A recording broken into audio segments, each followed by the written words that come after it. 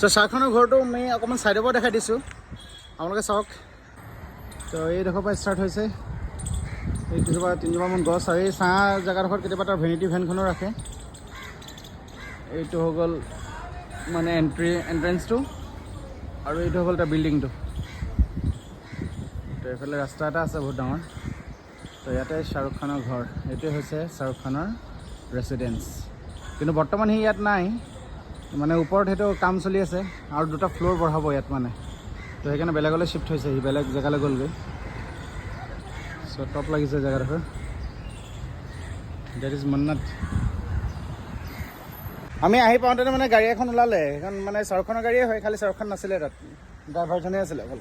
তো আমি হ'লে শ্বাহৰুখ খান আছিলে বুলিয়ে ভাবিছিলোঁ, মানে দৌৰিয়ে আহিছিলোঁ চাবলৈ। তো ভাল লাগিলে।